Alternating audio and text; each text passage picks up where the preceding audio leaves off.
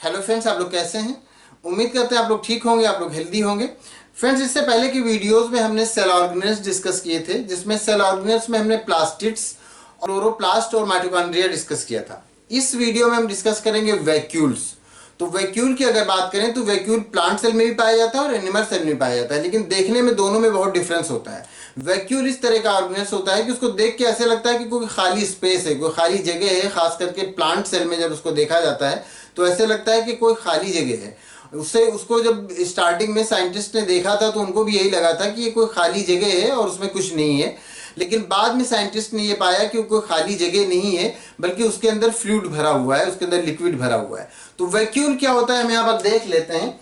अगर plant cell की बात की जाए, प्लांट सेल हम जानते हैं कि प्लांट सेल में सेल वॉल पाया जाता है, एनिमल सेल में सेल वॉल नहीं पाया जाता। तो अगर ये हम प्लांट सेल की बात करें इस तरह से जिसमें सेल वॉल पाया जा रहा है, तो प्लांट सेल में अगर हम वैक्यूल देखेंगे तो एक बड़ा सा पार्ट जो है वैक्यूल ही होता है प्लांट सेल का।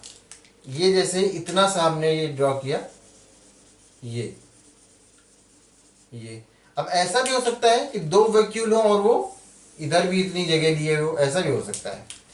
प्लांट सेल में बस एक दो वैक्यूल पाए जाते हैं, लेकिन वो 50% से लेकर के 90% तक के सेल का स्पेस ले लेते हैं। अब बाकी इसमें न्यूक्लियस और माइटोकॉन्ड्रिया और क्लोरोप्लास्ट और जो भी ऑर्गेनेल्स हैं सब पाए जाएंगे, लेकिन ये इतने बड़े बड़े वैक्यूल्स पाए जाते हैं प्लांट सेल की अगर बात की जाए तो। लेकिन अगर एनिमल सेल की बात की जाए, एनिमल सेल हम जानते हैं कि सेल वॉल नहीं होता है। तो एनिमल सेल की अगर हम बात करें कि ये एनिमल सेल है तो उसमें वैक्यूल्स क्या होंगे, बस छोटे छोटे ऐसे पाए जाएंगे इस तरह से। ये हम पूरा कलर किए दे रहे हैं ब्लैक, तो आपको दिख रहा होगा। तो बस इसमें इस तरह के छोटे छोटे वैक्यूल्स पाए जाते हैं। ये नंबर्स में बस एक दो ही होते हैं प्लांट सेल में, लेकिन एनिमल सेल में नंबर्स में कई सारे वैक्यूल्स पाए जाते हैं, लेकिन साइज में बहुत छोटे होते हैं। तो वैक्यूल्स की अगर बात की जाए तो इसके अंदर वेस्ट प्रोडक्ट होता है। वैक्यूल्स के अंदर वेस्ट प्रोडक्ट भरे हुए होते हैं, लेकिन वेस्ट प्रोडक्ट के साथ साथ इसमें कार्बोहाइड्रेट है, फैट है, प्रोटीन है, ये सब भी पाए जाते हैं। तो इसके अंदर सिर्फ वेस्ट प्रोडक्ट ही नहीं पाए जाते, वेस्ट प्रोडक्ट के अलावा कार्बोहाइड्रेट, प्रोटीन या फैट ये सब भी पाए जाते हैं, चाहे वो एनिमल सेल हो और चाहे प्लांट सेल हो। अगर हम यूनिसेलुलर एनिमल्स को देखें, जैसे अमीबा है, अगर हम अमीबा को देखें तो अमीबा का स्ट्रक्चर तो आप ड्रॉ कर लीजिए। जैसे भी ये मान लीजिए कि अमीबा है, तो अमीबा के अंदर भी वैक्यूल्स पाए जाते हैं। अमीबा में दो तरह के वैक्यूल पाए जाते हैं। एक तो फूड वैक्यूल होता है। फूड वैक्यूल इस तरह से बनते हैं कि जैसे मान लीजिए कि यहां पर कोई फूड मटेरियल आया, यहां पर कोई फूड मटेरियल आया। अब अमीबा इस फूड मटेरियल को कैसे लेगा, ये जो यहां से और यहां से ये क्या करेगा, ये ऐसे हो जाएगा और यहां ये इसके नजदीक आ जाएगा। एक टाइम ये होगा कि ये यहां से अलग हो जाएगा और ये यहां पर मिल जाएगा। अब इसके अंदर फूड आ गया, फिर इसी फूड से इसको एनर्जी मिल जाएगी। तो इस वैक्यूल को क्या कहा जाएगा, इस वैक्यूल को कहा जाएगा फूड वैक्यूल। अब ये जो वैक्यूल बना इसको क्या कहा जाएगा, फूड वैक्यूल।